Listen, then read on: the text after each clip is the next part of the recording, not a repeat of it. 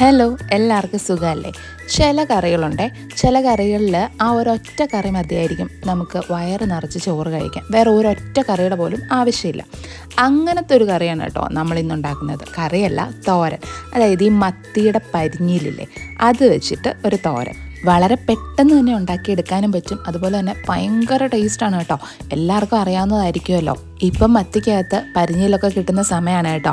നമ്മൾ ഇപ്പം മീൻകടയിലൊക്കെ പോയി കഴിഞ്ഞ് കഴിഞ്ഞാൽ നല്ല മുഴുത്ത മത്തി ഇരിക്കുന്നത് കാണാം. അതിനകത്തൊക്കെ പരിഞ്ഞിലുണ്ട് കേട്ടോ. അങ്ങനെ നമ്മൾ മേടിച്ചു അത്യാവശ്യം മുഴുത്ത മത്തി കേട്ടോ.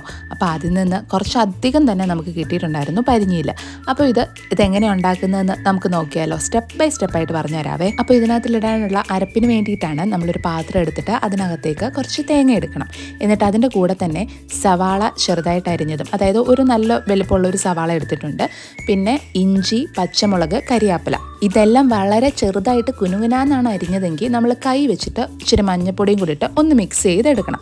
ഇനി അല്ലാന്നുണ്ടെന്നുണ്ടെങ്കിൽ നമ്മൾ മിക്സിയിലേക്ക് ഇതെല്ലാം കൂടി ഇട്ട് കൊടുത്ത്, അതായത് കരിയാപ്പില ഒഴിച്ച് ബാക്കിയെല്ലാം ഇട്ട് കൊടുത്ത് ജസ്റ്റ് ഒന്ന് ക്രഷ് ചെയ്ത് എടുക്കണം. ഓവറായിട്ട് അരയാൻ പാടില്ല കേട്ടോ. ഇനി നമ്മൾ എടുത്ത് വെച്ചേക്കുന്ന ഈ അരപ്പുണ്ടോ, ഇതിനകത്തേക്ക് നമ്മൾ ഓൾറെഡി മാറ്റി വെച്ചേക്കുന്ന പരിഞ്ഞിയിൽ എടുത്തിട്ട് കൊടുക്കണം. എന്നിട്ട് കുറച്ച് ലേശം ഉപ്പും കൂടി ഇട്ട് നന്നായിട്ട് കൈ വെച്ചിട്ട് തന്നെ നന്നായിട്ട് ഇളക്കിയെടുക്കണം. ഇനി ഒരു പാത്രമോ പാനോ എന്താന്ന് വെച്ചാൽ എടുക്കുക. അതിനകത്തേക്ക് കുറച്ച് വെളിച്ചെണ്ണ ഒഴിച്ചെടുക്കുക.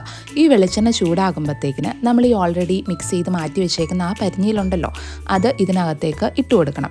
എന്നിട്ട് ആ പാത്രത്തിനകത്തേക്ക് ലേശം വെള്ളം കൂടെ ഒഴിച്ചിട്ട് അതും കൂടെ ഒന്ന് ചുറ്റിച്ചിട്ട് ഇതിനകത്തേക്ക് ഒഴിച്ചു കൊടുക്കാം. ഇനി ഇത് നന്നായിട്ട് ഇളക്കണം. എന്നിട്ട് ഉപ്പുണ്ടോ എന്ന് നോക്കുക. ഉപ്പ് ഇല്ലെന്നുണ്ടെന്നുണ്ടെങ്കിൽ ആവശ്യത്തിന് കുറച്ചും കൂടെ ഉപ്പിട്ട് കൊടുത്തിട്ട് ഇത് അടച്ചു വെച്ചിട്ട് നമുക്ക് വേവിച്ചെടുക്കണം. 10 to 15 മിനിറ്റ്സ് മതി കേട്ടോ ഇത് വെന്ത് വരാൻ വേണ്ടിയിട്ട്. അപ്പം നമ്മൾ ഓൾറെഡി ഈ അടച്ചു വെച്ച് വേവിക്കാൻ വെച്ചേക്കുന്ന സാധനം ഉണ്ടല്ലോ, അത് ഇടയ്ക്ക് നമ്മൾ നന്നായിട്ട് തിളച്ച് കഴിയുമ്പോഴത്തേക്കിന് ഒന്നും കൂടി ഇതൊന്ന് തുറന്ന് നോക്കിയിട്ട് നന്നായിട്ട് ഇളക്കിയിട്ട് ഒന്നും കൂടെ അടച്ച് നമ്മൾ വെക്കണം. ഏകദേശം വെള്ളമൊക്കെ പറ്റി കഴിയുമ്പോഴത്തേക്കിന് ഇതേപോലെ ഇരിക്കും കേട്ടോ. വെള്ളമൊക്കെ പറ്റി കഴിയുമ്പോഴത്തേക്കിന് നമുക്ക് തീ ഓഫ് ചെയ്യാം. എന്നിട്ട് ഇത് ഒന്നും കൂടെ ഒന്ന് നന്നായിട്ടൊന്ന് ഇളക്കണം. എന്നിട്ട് ഇത് അടച്ച് വെച്ചിട്ട് ഒരു 5 മിനിറ്റ് കഴിഞ്ഞിട്ട് തുറന്ന് നോക്കിയാലുണ്ടല്ലോ, അടിപൊളി മണമാണ് കേട്ടോ. അതുപോലെ തന്നെ ഭയങ്കര ടേസ്റ്റാണ് ഇത് കഴിക്കാൻ വേണ്ടിയിട്ട്.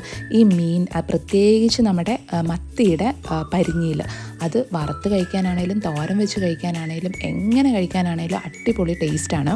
അപ്പം മത്തിയുടെ സീസണാണ്. നിങ്ങൾ ഇതുപോലെ വാങ്ങിച്ചിട്ട് ഇതുപോലെ ഒന്ന് തോരൻ വെച്ച് നോക്കി കഴിച്ചു നോക്കുക കേട്ടോ. അടിപൊളി ടേസ്റ്റ്, എന്താണേലും ഇഷ്ടപ്പെടും.